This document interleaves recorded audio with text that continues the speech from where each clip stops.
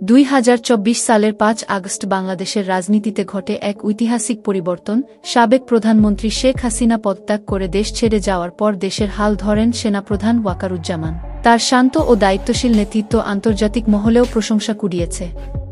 তবে জানেন কি সেনাপ্রধান ওয়াকারুজ্জামান বাস্তবে কে? তার স্ত্রী ও মেয়ে কারা?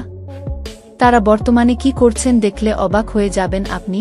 দর্শক, পুরো সংবাদটি বিস্তারিত জানতে হলে ভিডিওটি না টেনে সম্পূর্ণ দেখুন। আর আপনি যদি আমাদের চ্যানেলে নতুন হয়ে থাকেন তবে এখনই সাবস্ক্রাইব করে বেল বাটনটি বাজিয়ে দিন।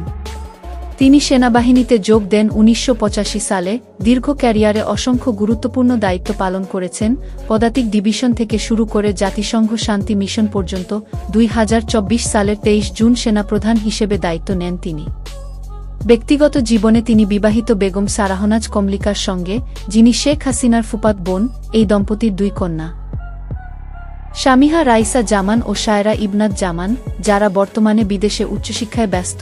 বাবাকে ভীষণ ভালোবাসে তারা, আর ওয়াকারুজ্জামানও সুযোগ পেলেই উড়ে যান মেয়েদের কাছে।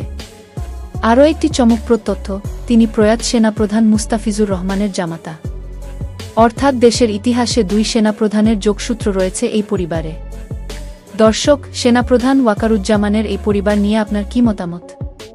কমেন্টে জানাতে ভুলবেন না। ভিডিওটি যদি ভালো লাগে তবে লাইক ও শেয়ার করুন, আর নতুন হলে এখনই সাবস্ক্রাইব করুন।